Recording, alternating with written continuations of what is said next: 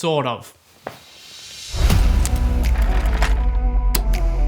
Look, everything in that first video is absolutely true, but there are some situations where you can ignore it. For example, just because people don't have short attention spans doesn't mean you can make videos as long as you want and expect audiences to sit through it, unless you're some sort of subliminal messaging hypnotist. The only way you can really retain eyeballs is making your content good enough so your audience chooses to stay, and that can be really hard to do. Just think of how many movies you've seen that go for half an hour too long. It takes a real talent to make a 3.5-hour movie that people actually want to watch. And I'm gonna go out on a limb here and assume you're not Martin Scorsese. You dumb motherfuckers! That's alright, neither am I. So let's not make videos long because we can. Just like you shouldn't be aiming for some arbitrary duration limit because somebody told you audiences have short attention spans.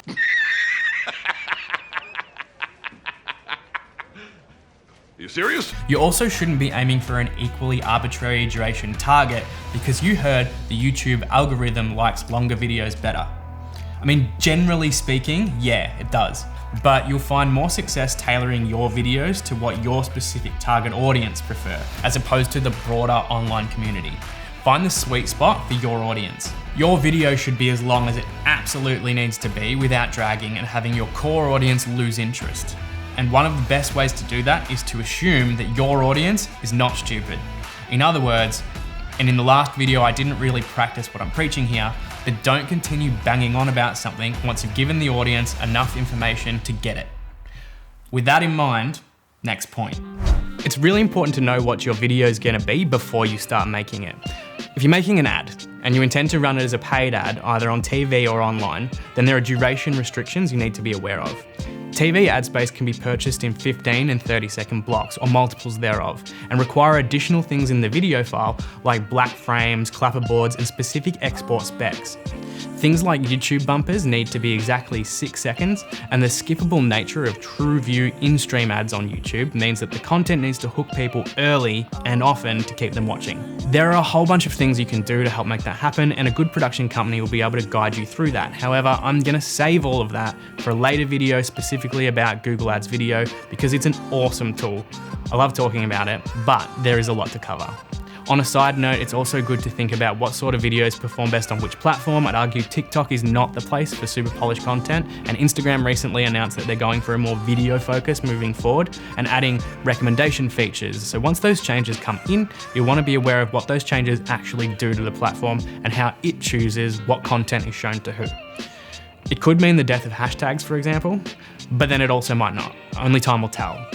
Now I was going to go into a bit of detail here about what content works best on which platform, but by sheer coincidence, our friends over at the Jasper Picture Company recently published a blog that outlines it in way more detail than I was planning to. So instead, I'm just going to leave a link to that in the description. Next point.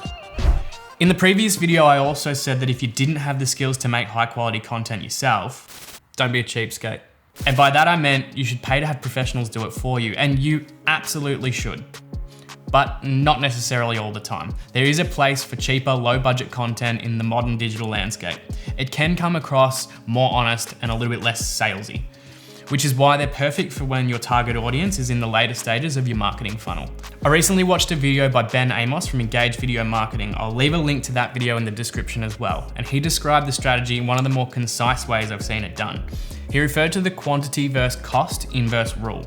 Basically, in the wider parts of your marketing funnel, you'll need less quantity of video content, but because it's going to be your first point of contact with your potential audience, you should invest more to make a greater first impression.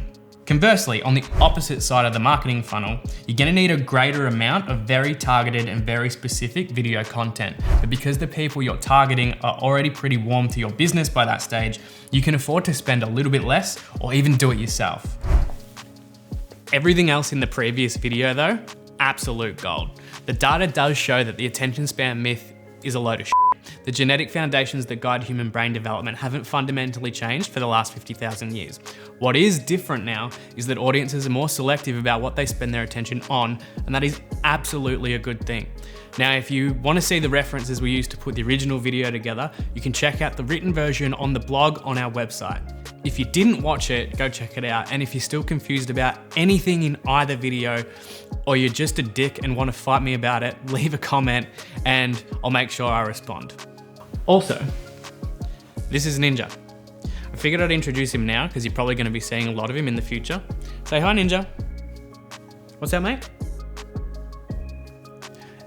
He said to like the video and subscribe to the channel.